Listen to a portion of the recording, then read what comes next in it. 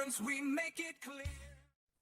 Hello, everyone, and welcome back to the Spacepower Podcast, the podcast where we explore what it takes to serve, lead, and adapt in a rapidly changing operational environment.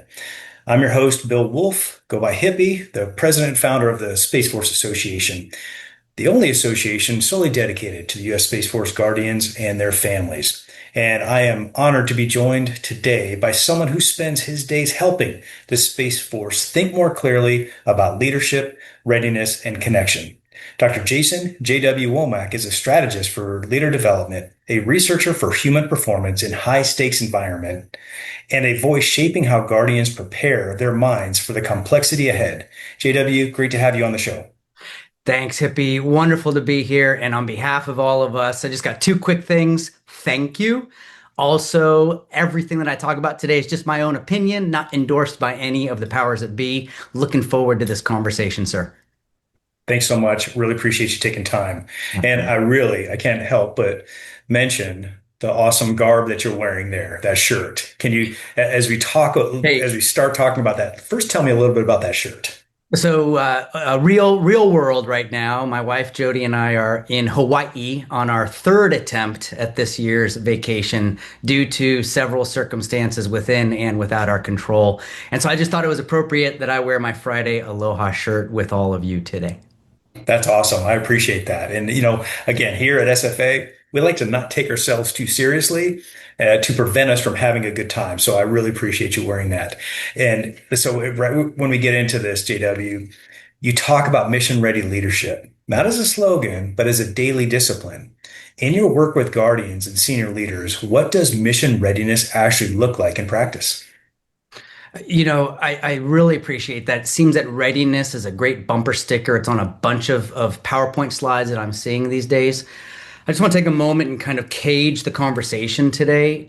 Personally, I see leadership, it's an operational discipline. So when I think about the spectrum of influence that my command team members have, that my guardians have in a joint environment where folks are showing up, not just with the name and rank on their uniform, but for those of us in the civilian side, we all raised our right hand. This is a pure volunteer force.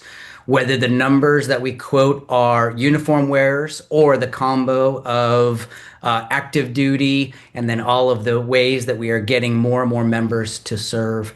I see folks in a mission-ready environment, challenging conditions, challenging assumptions, challenging the environmental shift that we're in. So anything that we have to do with any kind of planning, organizing, training, and equipping, as I consider what our guardians are going to be required to do in the next 10, 15, and 20 years, bottom line up front, I want them to be ready. And the margins are super thin. When I think about where we operate, we go to, we spend time in, and then we come from space. There's very little margin for error. And so really my day-to-day ops is looking out at a landscape and asking the leaders that I serve, are you ready?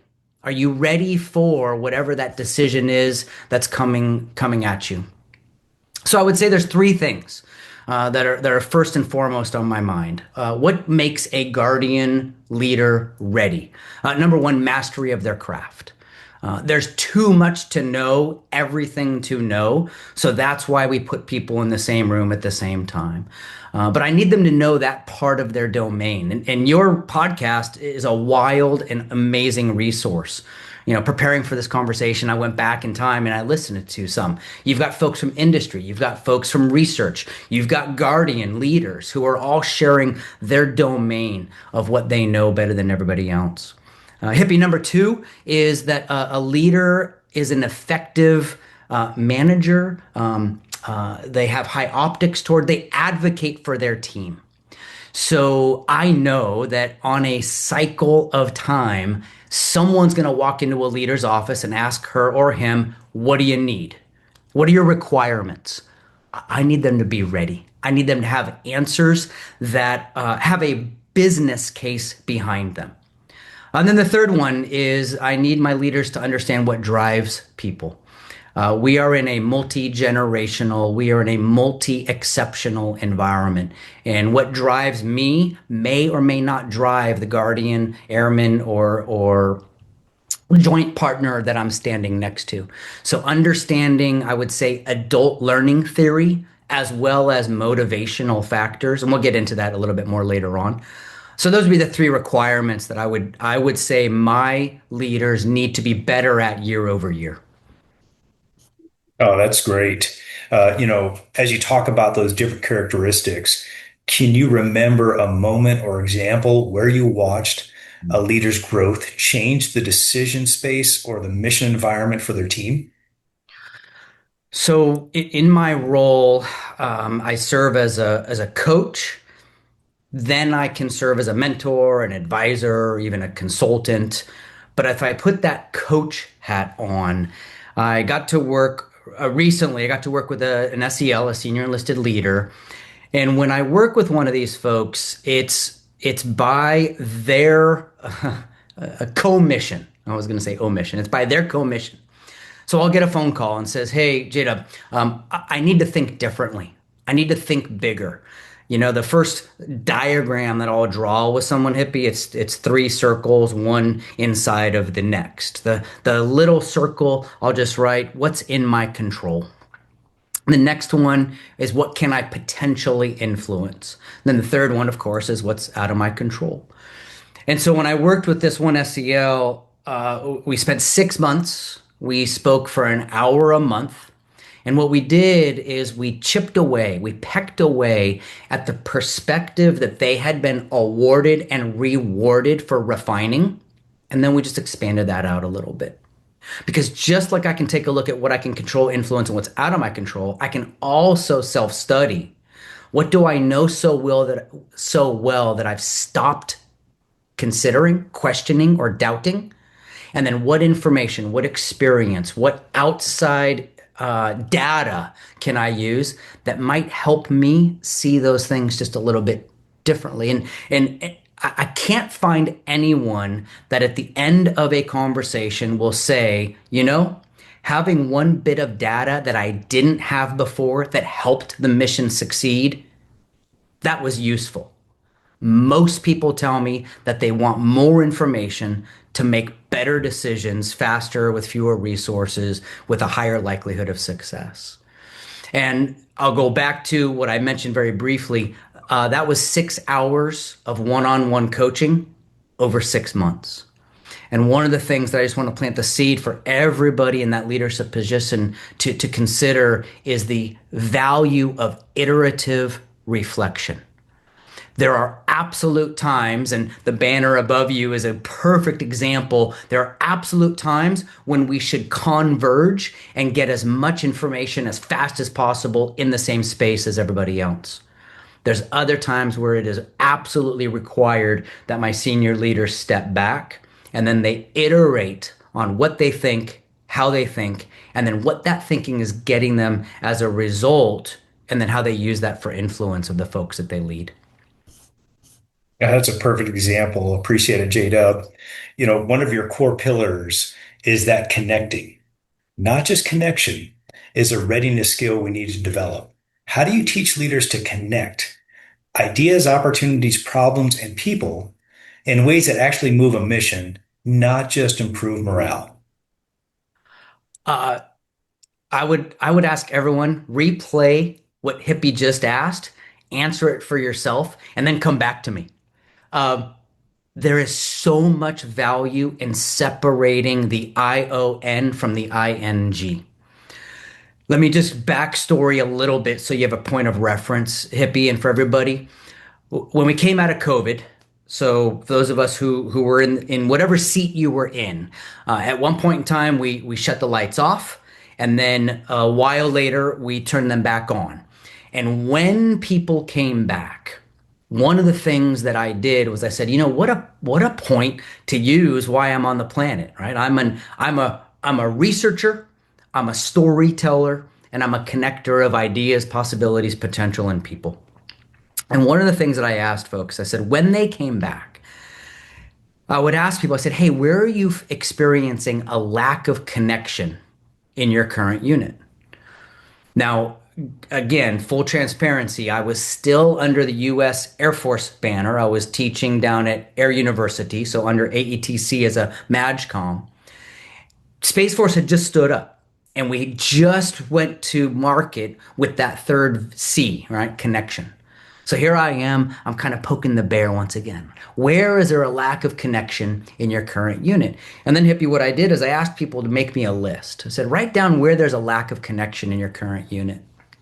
And for about 18 months, I collected just under 2,000 responses, and I came up with a list of 7. We're not going to get to all 7 today, but just want you all to know when you're looking out at your units, when you're looking at your troops, they are starving for one or more of 7 things to feel connected to. And that's where I understood that I needed to move from connection as the outcome, as the output, as the result.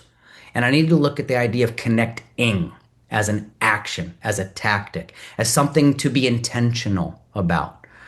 I'll tell you right now, the way that I was taught when I came into the Air Force as a civilian, I came in 2019, and I was taught that there are several ways to get our airmen and now guardians to connect. And I call them the BBBPRA. So it's beer, bowling, birthdays, barbecue, promotions, retirements, and awards banquets. Right now, that is a way to bring people together. You're going to see it in your units.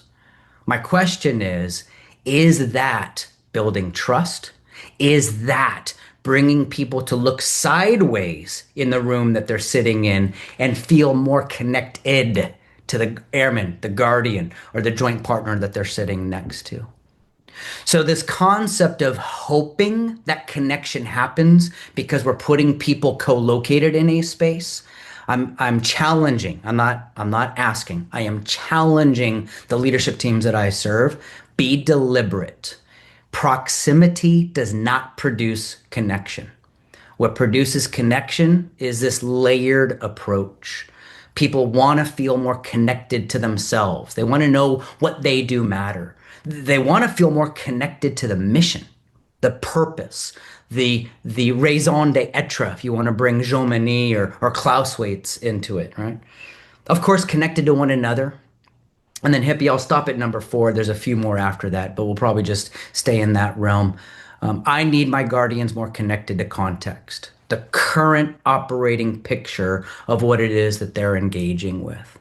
So I would challenge all of you listening to this, think to yourself how you can deliberately draw lines so that your airmen, your guardians, the people that you're leading are more connected in multiple domains, in multiple areas. Yeah, I think you bring up a really good point there. Obviously, you keep coming back to the connection and spelling it out, the ION versus connecting. Right. And so let's talk a little bit about that in terms of why that is so critical, why that difference matters in operational terms. Well, gosh, thank you for adding that last little bit. We will survive and then thrive when people are able to connect theories, connect ideas, connect dots, connect resources. So I need my folks on a regular daily basis to be filtering, to be scanning their environment. What 2 things right now, if we brought them together, would make us a more potent, a stronger, and more ready force? Now, of course, everything in our world here in Space Force, Space Systems Command, where I currently operate, we are siloed, we are contextualized, we are classified. And one of the things that I'm always wondering and we're always manifesting is at what level can we have which conversation? And so from an operational perspective, I know that the ideas that come in the next 5, 10, 15 years, they will be different than the ideas that we had 5, 10, and 15 years ago that got us into this room. My question is, are my leaders not just asking for, but are they acknowledging and rewarding people having disparate or different ideas, right? Innovation, to me, innovation is simply taking 2 existing things, platforms, ideas, mathematical theories, and then putting them together in a way that nobody ever did before. So I guess the opportunity here, I would say, where are you? Where's your red flag for connective sense making? Where is your opportunity to throw yourselves into a room, look at a problem and go, well, here's how we solved it in the past. And here were the resources that it took to solve that problem from the past's view. What if we didn't have those resources? What if we didn't have those people? What if we didn't have that timing? What then could or would we do? Wow. Jada, when you talk like that, I can't help but think about, contextually what that would look like, and I put myself in a room with other people, and that means we're connected in the room. But if we're not truly listening to each other, independent of bias, we're Mm. not really connecting. And so I think that's the key is, hey, I'm going to come to this conversation and I'm going to be open to examine and explore wherever this conversation leads. And therefore, by allowing that to happen, we can actually connect and become connected and ensure that we are connecting. So that's just the way I think about it. And maybe that's correct. Maybe I'm off, but I really appreciate that. I have one quick thing to say on that. We trust people we like people we know. So I have a greater likelihood of trusting you if I know you a little bit, right? What's the arbiter? What's the fulcrum in that equation is know to trust. And that concept of how do I increase the likelihood? How do I incentivize one another in knowing one another? And I'm telling you right now, we have ways that we used to do it that I think are less effective. We have ways that we are and could do it in the future that I believe are more effective. I don't go a week without someone emailing me saying, Dr. Womack, can you please come out and do for our unit what you did for that other unit that we heard about? And the that is that spectrum. It's literally getting people into a same room, looking at across each other and going, wow, you think differently than me. How awesome. How are you seeing the problem that I thought I knew everything about? Yeah, that's great. Again, it's being open to allow that conversation to continue to evolve. Very well said. Really do appreciate that. When you talk about growth, you often frame it as a structural condition rather than an individual effort. What are the key principles you use when helping organizations build that kind of strength? Frameworks. I'm a huge fan of frameworks. And I think this is where, again, having spent several years in an academic, professional military education organization, I think what happens sometimes, not all the time, whether officer or enlisted or civilian, I think sometimes we go through our educational experiences and we forget that those models, those frameworks are applicable in other places. Let me give you just a quick example. I started my career a long, long, long time ago as a high school educator. So I taught history, I taught Spanish, mock trial, coached baseball. And I learned a lot about the topics that I was teaching. What I really dove down deep into was juvenile and adult learning theory, right? How do people get information, have that information process itself, and then become useful later on? How is it that I can put together a class for 150 people, and at the end of that class, 15 people can actually share in a generalized form the information and their connection to it? What happened? What was it about that information that hit those 15 people? So for me, it's all about frameworks. Specifically, I would take a look at one, but really two halves. I would study and I do motivational theory, and there are two that I'm very interested in. Number one is the intrinsic. All right. Anybody who wandered by a recruiting office or anybody who was brought up to a 10-day service academy, they had that intrinsic call to serve. I shared with you, I left Santa Barbara, California in 2019. My wife and I, we closed our company and we seamlessly transitioned from running our own coaching firm to teaching at the Air University, Maxwell Air Force Base, Montgomery, Alabama. That intrinsic call to serve, that is strong until it's not. Then we take a look at the second one, which is obviously the extrinsic. That is the what I get as a result of engaging in whatever that thing is.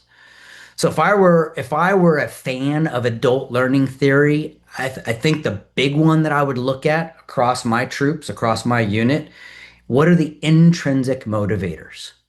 Um, I was reading some stuff just this morning in the Sadler report, and this year, 2025, the civilian corps throughout the Department of War, the civilian corps of our United States Space Force, were down for various reasons.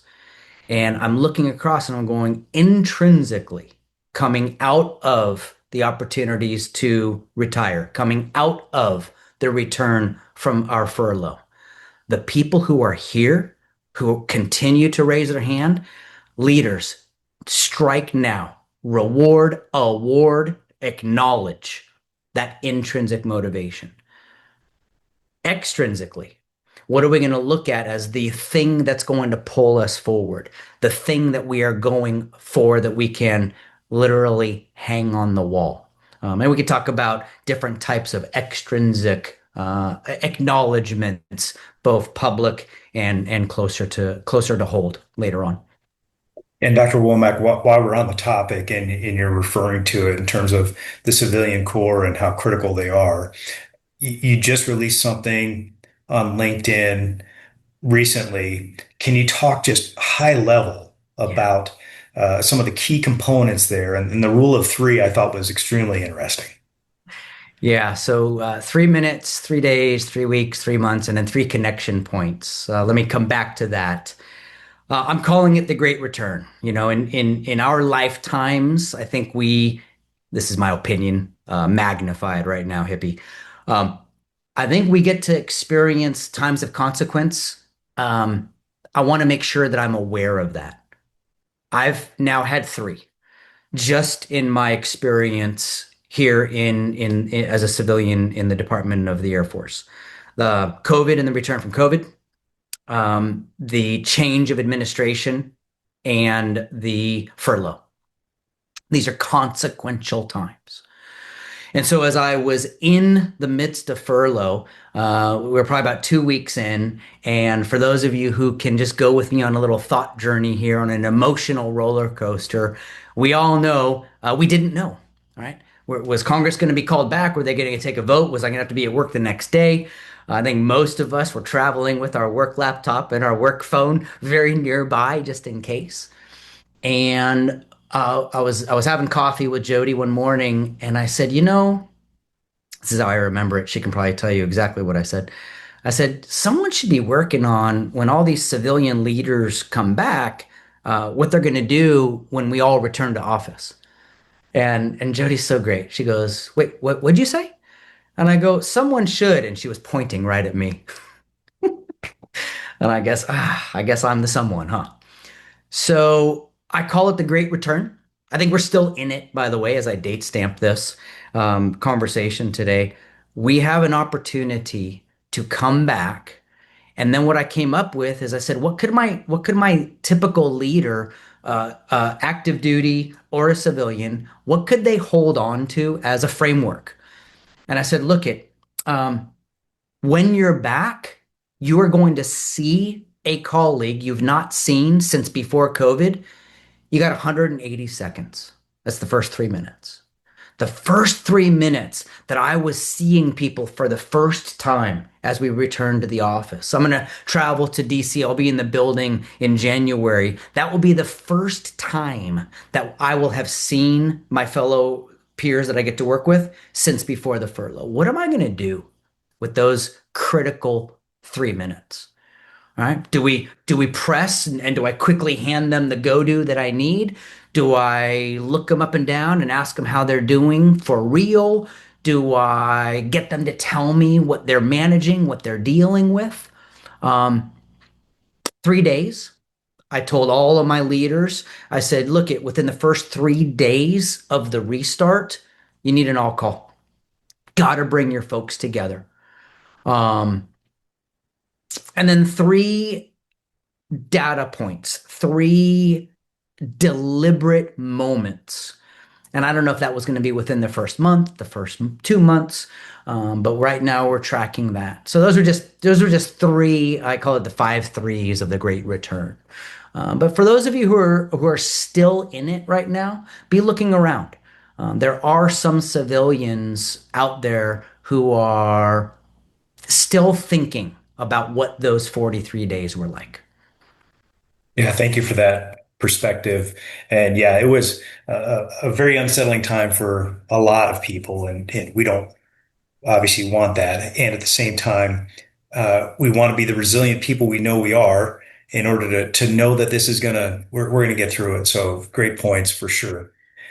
What are some of the most common growth blockers you see inside high performing organizations, and how do you help leaders work through them? The speed at which we operate, it is incumbent to move quickly, to make a decision, and to move on. Sometimes moving quickly, making a decision, and moving on, we leave goodness behind.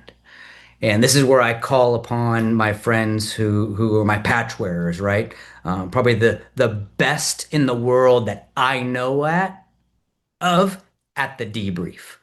And what I love about when I got to go down and visit with a couple of squadrons at weapons school a few years ago, I got to fly with the 16th.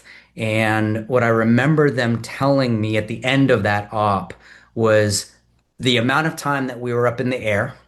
It was 81 minutes. Um, it would be about triple that of the amount of time that they were going to debrief the mission. And so I would say a growth area, I call it reflective practice. It happens to be what I wrote my dissertation on back in 2019 and on. Spent 4 years studying how leaders hit the pause button, look at what just happened, look at the results of what just happened, and then based on that review, they do it different or the same the next time. And so it's simple but not easy, right? It's kind of like chess. It's a simple game, but it's very difficult when the pieces start moving around the board. The simple part is to hit pause, have some help in getting some kind of objective review. Again, I'll go back to weapons school. Everything they do is recorded. So they get to listen to the playback. They get to watch the video. They get to see how the playbook went and how the mission unfolded. For my leaders, I ask all the time, hey, in an operational environment at classification levels, how are you going to get objective information that you can hit the pause button and go back and look at? So bottom line at bottom, I think a growth area, I would say, is finding a way that you can practice reflecting with those three vectors in mind. What happened? What happened as a result of what happened? And what do we want either to do more of or that we need to cut out of based on those first two questions? Thank you for that, Dr. Womack. Yeah, I'm a big fan of the plan, execute, debrief process. Again, simple but not easy. That's right. And your point about the plan, it always comes back to mission. And so regardless of what your mission is, you can always talk about the plan and then in execution what happened, and then spend time in reflection to figure out, hey, what needs to change for the next time we try to plan that to get the result that we want. So yeah, great points and great Yeah, way I to mean, get through it. Hippie, I told you what the question was when we came out of COVID. Where do you see a lack of connection in your current unit? So full transparency, if I get to meet with any of you in 2026, I started in the middle of this year. I'm going to roll through another 12 months. I'll do another 18-month research project. But here's the prompt, Hippie, that I'm giving. If our members were more connected to blank, they would be more ready, more resilient, and stronger as warfighters.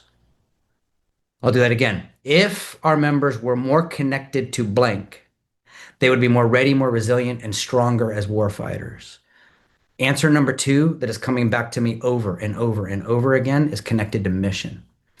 And so I'll give you the tactic real quick for those of you who need a go do after a podcast like this is I would have all of my uniform wearers rip off their unit patch, put it on the table. I would have my civilians grab something that lets them represent with the mission.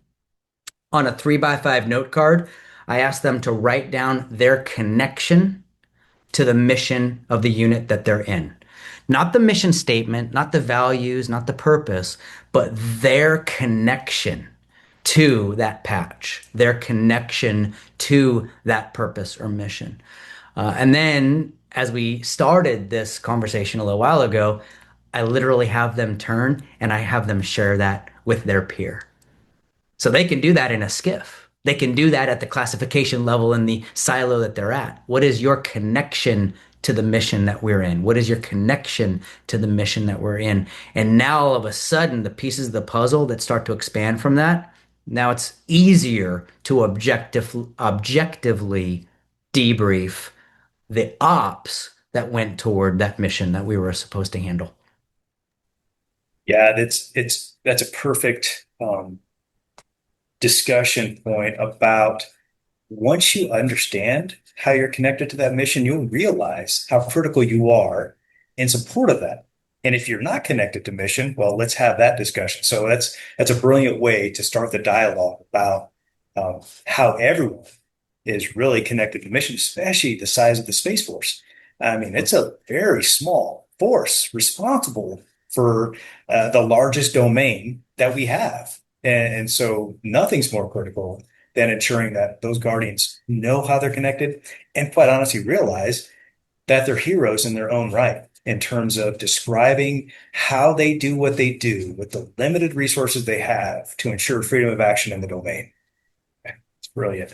Sir, you're a credentialed ICF executive coach, and you now operate as a strategist. How do you bring the best of both worlds into leader development programs for today's Guardians? Great question. So ICF, the International Coaching Federation, that is the credentialing body globally known for an approach to leader development that is unique to many folks' experiences thus far. So where coaching fits in a spectrum, you have mentoring, teaching, training, you have counseling and therapy. The coach approach is really a partnership with that client. It's in partnership with someone else to maximize their potential. And I really appreciate your nuanced question. Strategist, it all but assumes that there is a grand plan. There's a grand strategy that we're going to. And what I appreciate about this and the role that I've got is as a coach in a strategic operating environment, it really allows us to understand the full scope of where we're driving toward. But then again, how do we flank that strategy, specifically looking for what resources do we not have that we will need? What information, knowledge do we not have that we will need? And then I can start to take a look at that through, I call it inquiry. Chances are high, and I've experienced it over and over again, when the strategy is sound, and I just look up the chain. That's where I look for strategy. Every field command will or does already have a command plan. And sure, once that thing is published, it's already out of date, right? Any mission statement truly is. However, that becomes my go-to, my place. Here at Space Systems Command, I carry it with me. So in my little book, I have the command plan. dog-eared and ready for the next conversation. The strategy is right there. Now I sit down with the command team that I'm coaching, and it's always a team. I need the commander, I need the deputy commander, I need the DO if they have one, I need the senior civilian, and they are all a part of this coaching process. Anytime I get to work with folks, it is over time. So we will do an hour or so, usually on Teams, sometimes just on phone if they're in a skiff. And those conversations generally take about an hour. And here's what I know time and time again, been doing this for more than 20 years.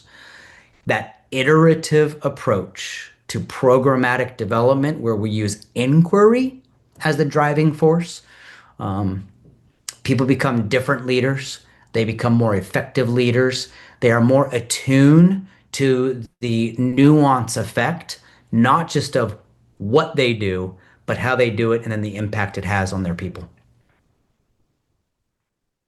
I suspect, I don't know, but I suspect there's a lot of tell me more questions that you advise leaders to use when people start talking to them about, hey, have you thought about, or what do you think, or I'm concerned of, just to ensure that you can start that curiosity to allow the conversation to progress. Tell me more about that.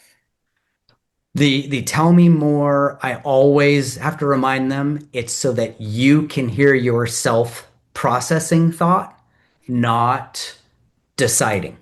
Yeah, And it is amazing to me, and I mean you're in the seat, right? You're hosting these conversations. My guess, I'll do it to you, is that one of the reasons that you continue doing this podcast is because you get different voices, but you're the arbiter, right? You're the hub of that giant wheel of all of these spokes.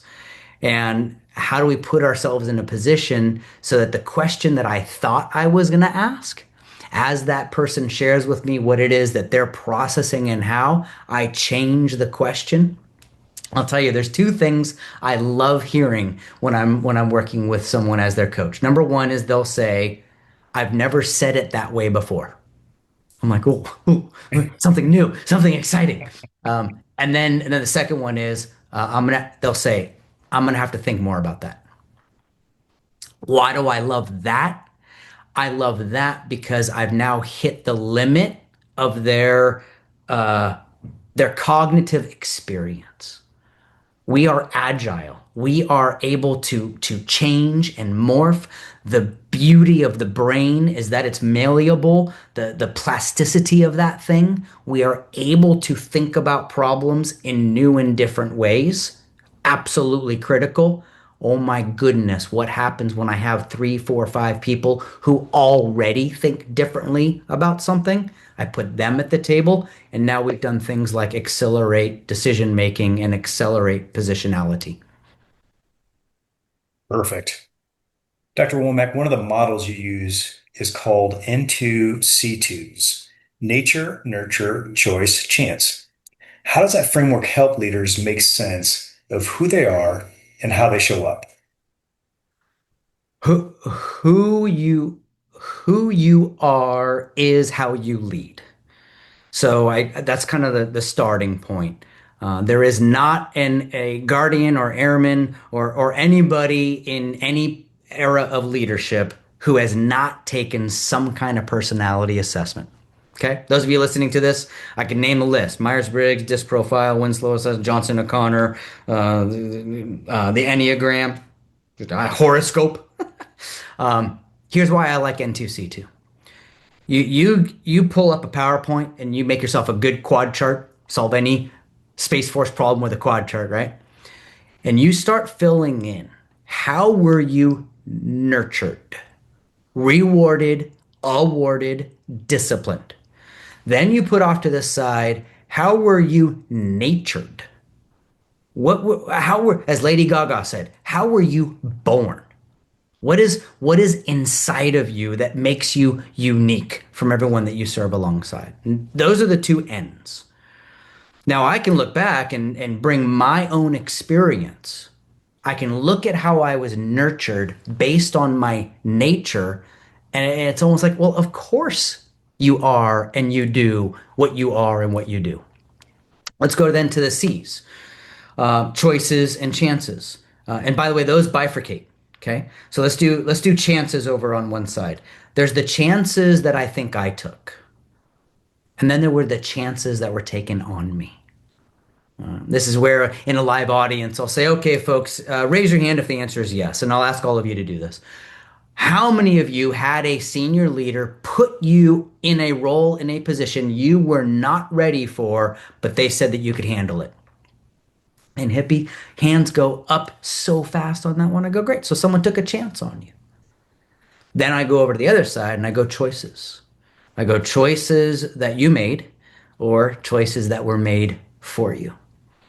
So those four or six, depending on how you count, that one screen, my goodness, when I have my command teams, when my senior enlisted leader shows their commander, their N2C2, and the commander looks at it and goes, oh my gosh, that's why you treat your guardians the way you do. That's why you show up speaking the way that you do. And then the commander to the SEL as well. But when that command team understands there is nature, nurture, there are choices, chances, and that is what makes up the member in front of them, it makes it easier to understand why someone acts or believes the way that they do. No, that makes sense, obviously. Let's talk about guardian leadership. From your perspective, what defines a guardian leader today, and what sets them apart in a joint or coalition environment? I keep coming back to master of craft, that they own their domain. And if I look across the field commands, if someone sits inside of the acquisitions field command, I need them to be the master of their domain. Combat Forces Command, I need them to understand why and where they fit into that ecosystem. Starcom, all right, you just had a podcast conversation there. The spectrum of which we need to be, again, I just keep coming back to masters of the domain. So I would say, how quickly can I learn? How quickly can I pass information through frameworks and really count on the idea that what is coming in, if that is going to ever be useful again, I'm going to be able to pull it out of that quiver and use it. Better at reflecting. So again, back to that reflective practice. I need my leaders to be very expectant of the people around them. For my senior leaders, they're next level down. Those folks should be regularly, and I just realized I should. I very rarely should on people, but this is a significant one. I need those folks really looking at what is going on, why is that going on, how is that impacting, and then the ability to brief that up. But that then needs to be passed down to every layer of leadership, all the way down to the lowest level of leadership within the organization. So I would say those two: master your craft and get really, really good at reflective practice. Thanks for that. And you just said should, which is funny. And in the past, you've talked about the importance of building relationships before they're needed.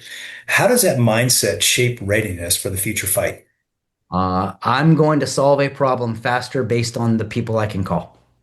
And I need to be able to call more people. It's why things like the conference, the symposium in December is so important. It is why attending the all call that your commander puts on is so important.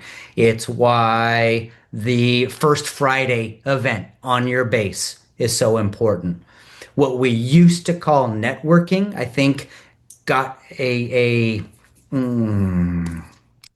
let me use the word. I think I should use the word film.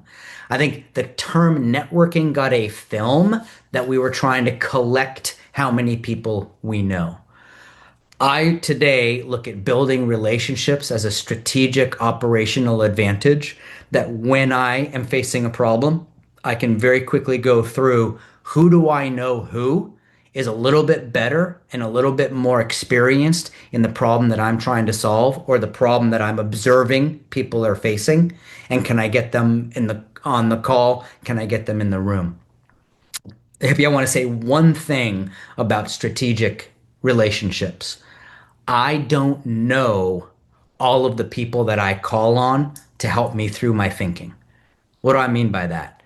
I have relationships with authors, with speakers, with experts in the domain. I may never get to be in the same room or shake that person's hand, but they write a monthly newsletter. They produce a regular podcast. They have written books on the topic. Probably one of the books that I read way long ago that shifted the way that I looked at our current situation was a book by a guy named Jack Stooster. It's called Bold Endeavors. And this guy was a social psychologist, and he studied scientists who lived alone in the Arctic or Antarctic for 6 months or more at a time. And he studied what goes weird when people are by themselves for long periods of time.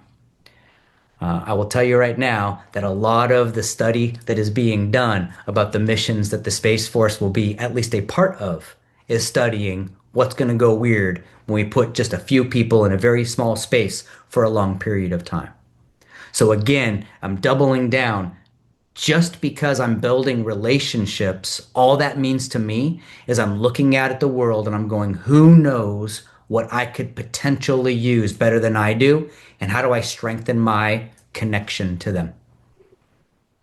Oh, that's great, J-Dub. And it's interesting that you're thinking about those kind of things, especially when we've seen and heard, hey, we are going to Mars.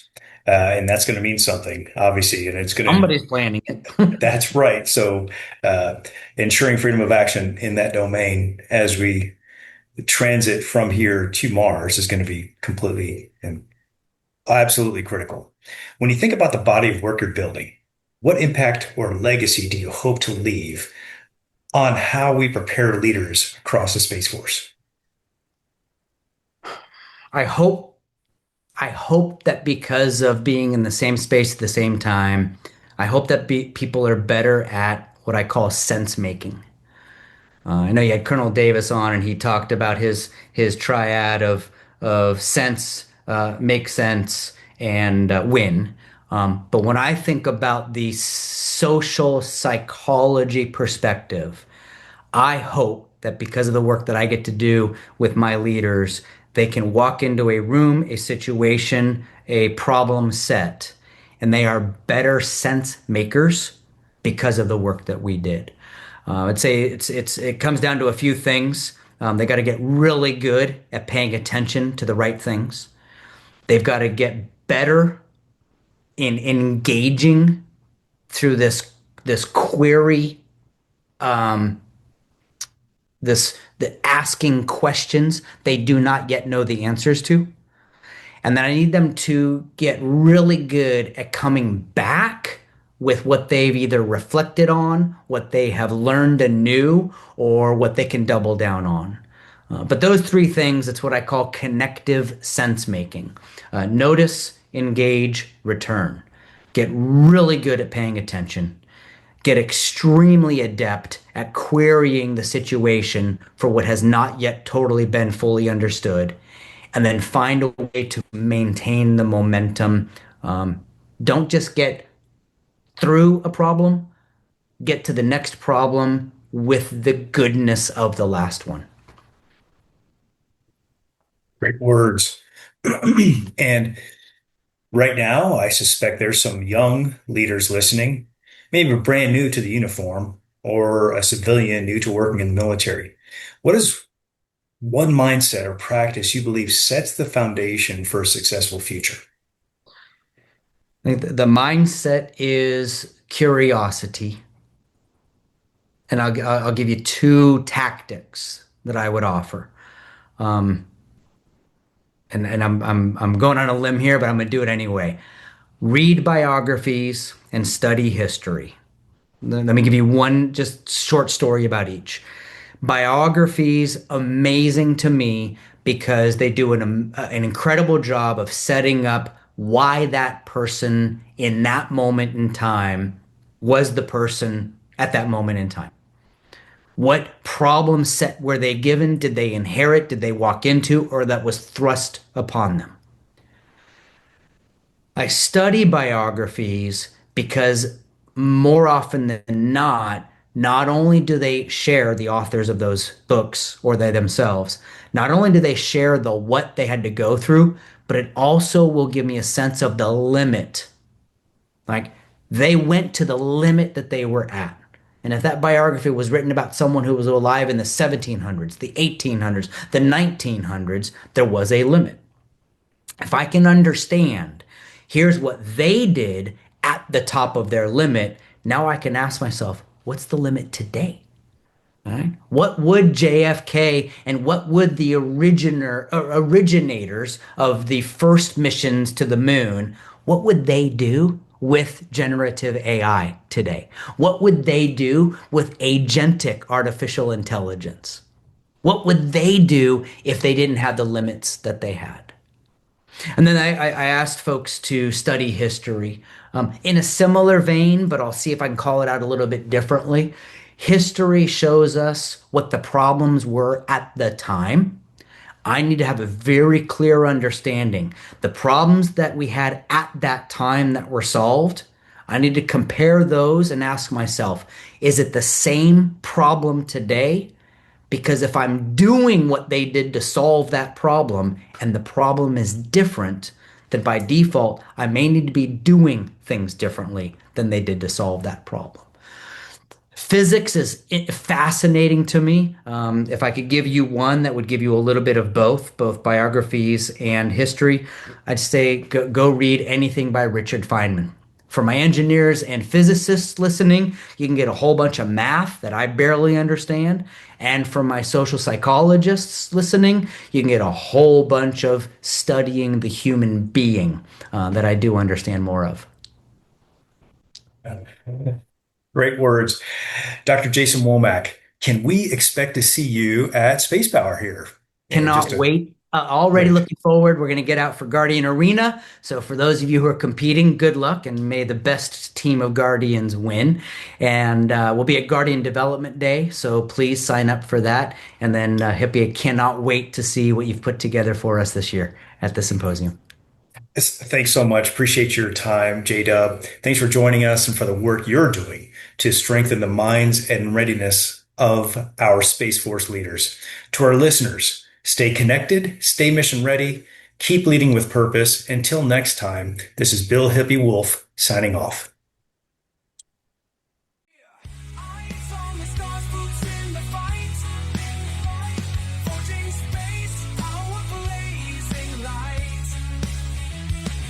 No fear, no retreat, we persevere. At the Space Power Conference, we make it clear.